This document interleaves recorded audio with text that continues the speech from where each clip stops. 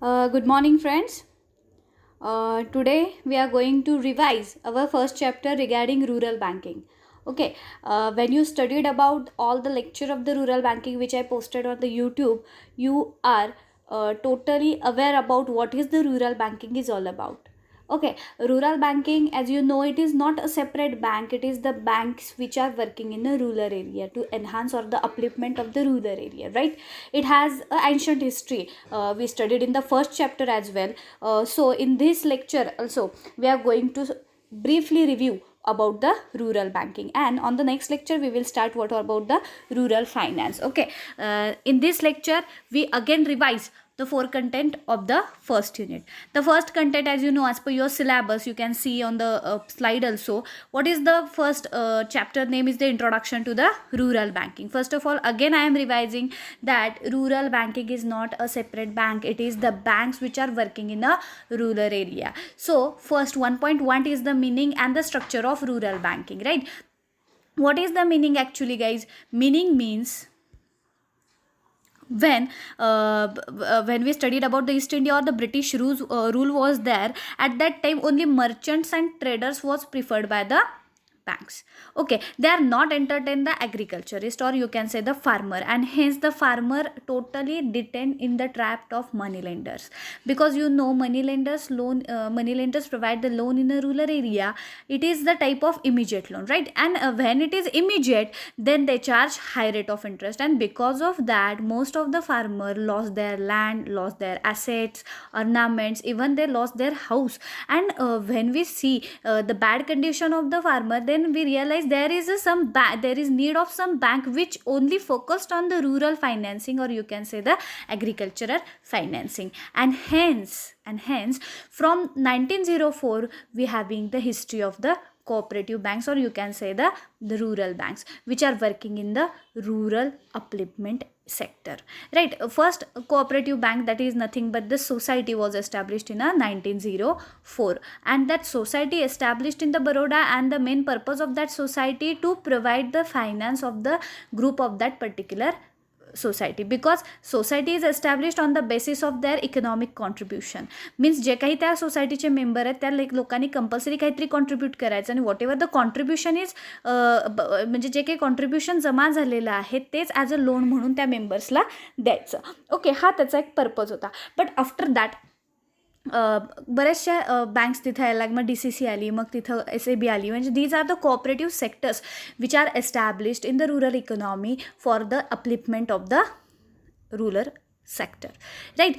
But when the RBI was nationalized in the 1949, after that the government took the various steps regarding rural financing, because at that time also the 80% people was reside into the rural area, and the main purpose or the main source of livelihood was the agriculture and allied activity, and hence government took the decision of the nationalization of 14 major bank. Because after nationalization of RBI, when we critically analyzed what is the structure of economy, we easily find out that at that time the agriculture productivity was totally fall down, and hence Mrs. Indira Gandhi was the prime minister at that time, established the committee under Dr. Dhananjay Rao Gadge, and tell them to analyze what are the reason behind it. And according to the report of Dhananjay Rao Gadge committee, they said that commercial banks are not entertain the farmer. They are not interested to provide the finance for the agriculture sector, and because of that reason Mrs. Indira Gandhi took the huge decision and the great decision regarding the nationalization of 14 major bank. And at that time she implement the compulsion on them that you should, means a commercial bank should provide the loan for the priority sectors. Priority sectors means प्राधान्यक्रम क्षेत्रे. मग भारतातली priority sectors कोणते आहेत ते तुम्हाला माहीतच आहे. त्यामध्ये first is the agriculture sector, next one is the SSI means the small scale industry, छोटे उद्योगधंदे, त्यानंतर इम्पोर्ट एक्सपोर्ट आहे, एज्युकेशन आहे, मायक्रो फायनान्स आहे. मीन्स हे प्रायोरिटी सेक्टर्स RBIनं सेट करून दिले, आणि they made the compulsion on the commercial bank that you have to provide, you should provide, otherwise the action will be taken by the RBI. Means from this 1969 that banks are involving to providing the rural finance. And in the 1969 under the Dhananjay Rao Gadge committee, same, they suggested the lead bank scheme. We will study it after the second content. But after 1969, that banks are engaged to provide the rural finance. Apart from that, in the 1975, the lead bank was a regional rural bank was established, and the main purpose of the lead bank scheme was again the rural finance, to focus on the particular region and provide the finance. Okay, the deep study of the rural banking we will study after the second content. It all about the rural banking. It is nothing but the background, or you can say the evaluation of rural banking, right? The second point is all about the role of rural banking, and it is very much important regarding your examination. It will ask in your exam for the 12 marks, right? It is a brief question. What is the role? When we see the evaluation of the rural banking sector, we easily understood that the main purpose of rural banking was to provide the finance for agriculture sector, and hence the main role of the rural banking is the agriculture development. And you can see that after the financing regarding rural area is increases, and from that the agriculture productivity goes on increasing, the irrigation, the finance which provided for the pre-harvesting, post-harvesting, as well as the irrigation. Apart from that, it also provide the loan for some allied industries like poultry is there, or you can say dairy is there, fishery, animal husbandry, forestry, number of allied activity which is working in a rural area. And at that time this rural financing get help to boost that businesses. So the agriculture productivity goes on increasing. When you see 1951 ला जी आपली पहिली पंचवार्षिक योजना झाली मुलांनो, at that time the objective of that first 5-year commission was 5-year plan was agricultural development, and at that time we set up the target of 4%. And can you imagine guys, still in 2020 we not achieved the growth rate of 4% in the agriculture, and we are saying that our economy is the agrarian economy, or the agriculture is the backbone of Indian economy. What rubbish is this? Because you can see that you cannot achieve the targeted growth rate 4% within that 78 years. म्हणजे आपल्याला ह्या 78 वर्षांवर काय जे years झालेले आहेत, up to 80 years after independence, we not still being the success to achieve that target. Why? Because still you are studying the rural banking, but still there are number of institutions, financial institutions are totally neglect the agriculture sector. Even the RBI made the compulsion on them, but they smoothly, or the giving by various reason, they are neglecting the agricultural sector. Means somehow, but the condition is better than after independent era. त्यावेळेसच्या condition पेक्षा आत्ताची condition बऱ्यापैकी better आहे, त्यामुळं आपल्याला agriculture growth rate बऱ्यापैकी झालेला दिसतो. Means the first point was the agriculture development. The second point was small scale industries which are mostly set up in the rural area, and with the help of rural banking they got a small finance or short term and medium term loan to purchase the required raw material or the inputs for that small scale industries. And always remember guys, government always having the soft corner regarding small scale industries, because small scale industries are responsible to increase employment rate in the economy as well, and hence they always provide the subsidies, always provide the various provisions regarding small scale industry. So due to the establishment of rural bank, you can say the development of small scale industries is to be done. Next was the consumer welfare. The first point was agricultural development, second was the rural development, or you can say the small scale industrial development. Next, the educational facilities. As you know, due to the establishment of the rural financing, the people of the rural area got a training, as well as the employees and the employees of the rural banking also got a training regarding to how to work in a rural area, how to understand the need of rural area, as well as it is also helpful for the women empowerment. As you know, the rural banks are always involved into the financing for the women empowerment. आता तुम्ही बचत गट किंवा micro finance, self help group ह्या संकल्पना ऐकताय ना, it is under the rural banking scheme guys. आता बचत गट ही काही जी संकल्पना आहे ह्यामध्ये तुम्ही बघता ना, the people girls womens of the society came together and form a group. Minimum 10 members or the 12 members is required for the establishment of one group, and they got a micro level finance from the DCC. म्हणजे तुम्हाला एक छोट्या अमाऊंटचे कर्ज तिथं DCC मार्फत provide केले जातात. म्हणजे this is nothing but the type of rural banking which also engaged in to the rural empowerment. And the consumer welfare is to be done with the help of that. Because काय होतं की ग्रामीण भागामध्ये जे काही ग्राहक आहेत, जे काही उपभोग, जे आपण उत्पादक म्हणतो, बोलतोय, ह्यांना कुठलेही बँका कर्ज द्यायला तयार होत नाहीत. का तयार होत नाहीत? Because their land holding capacity is less, their earning capacity is less, and so the rural banks took a step to provide the loan to them. Means ह्या गोष्टी आपण तिथं पाहिलेल्या आहेत. It is the very IMP question regarding your examination, right? Now we are turning towards our lead bank scheme. Okay, again I am sharing that same PPT. What is the lead bank scheme? Lead bank scheme is just a scheme which is started by all the commercial bank, and for that the Narsimham committee appointed by the RBI and the same recommendations of the Dhananjay Rao Gadgil committee, the nationalized bank should act as a lead bank. Okay, when the nationalization of the bank in the 1969 was done by the Indira Gandhi, at that time she implemented the compulsion that you should focus on the agricultural financing or the rural financing, and for that you have to adopt the lead bank scheme. Okay, the lead bank should develop into the all districts. You know, the scheme is applicable to the all district and the except metros, because metro cities मध्ये you know the agricultural sector is very much low, so it is focused on the rural area only. What was the function? The survey first took the survey and the development of the banking area. Survey is dependent upon the money lenders by the industrial units. Survey the facilities and the storing like the fertilizers, agriculture inputs, marketing, offering training to their staff and advise the small borrowers of the farmer for the priority sectors. Priority sectors म्हणजेच प्राधान्यक्रम क्षेत्रे बरं का, जे RBIनं ठरवून दिलेले आहेत 5 प्राधान्यक्रम क्षेत्र आहेत, त्यामध्ये तुम्ही कर्ज वाटप करायचं, ज्यामध्ये ॲग्रिकल्चर आहे, स्मॉल स्केल आहे, एज्युकेशन आहे, इम्पोर्ट एक्सपोर्ट आहे आणि मायक्रो फायनान्स आहे, राईट. तर ह्या प्रायोरिटी सेक्टर्सला कर्ज आहे. हे 1969लाच तिथं डिसाईड झालेले आहेत, which are the priority sectors. Okay, assist the other agency involve in to the cooperative. जसं मी तुम्हाला सांगितलं की 1904 पासून आपल्याला having the history of a rural banking. Okay, and at that time the cooperative was having the great share in to providing the loan for the agricultural production.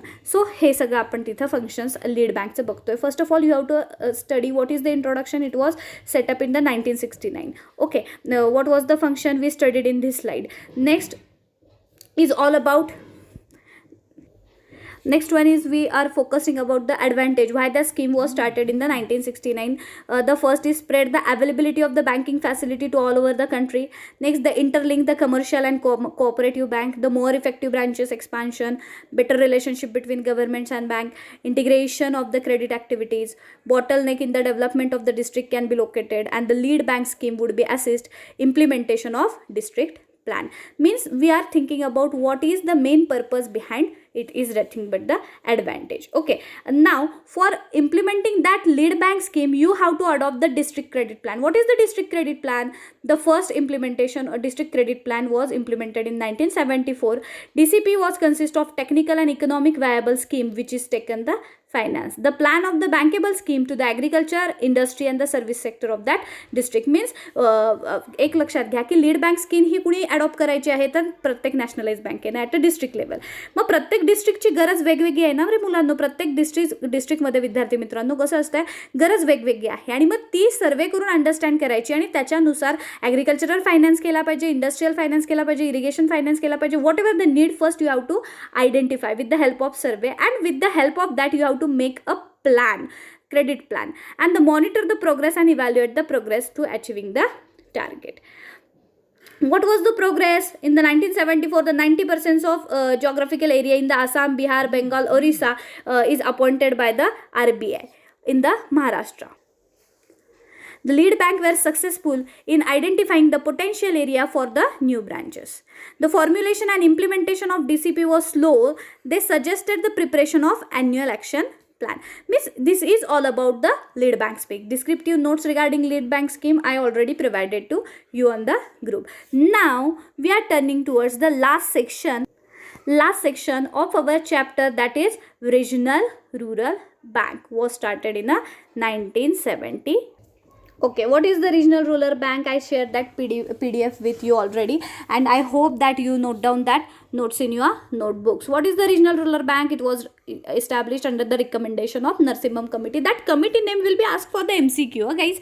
After the completion of this in the near or you can say in the next week, I will took the test on it. So you should think about the years, committee and the main functions of that 3 or 2 banks. Okay, the committee was views the RRB would much better suited in the commercial bank or the cooperative bank. And the regional rural bank was established in the view to develop such a type of banking institution which could perform and the commercial organize in a rural sector. Hence, the RRB Act 1976 provided the incorporation, regulation and winding up the regional rural bank with the view to develop the rural economy. What was the objects? You can see the object. One object is bridging the gap, credit gap between the rural area. Means with the help of lead bank you are not achieving that much targeted growth, and hence the regional rural bank was established to bringing bridging the gap between the credit.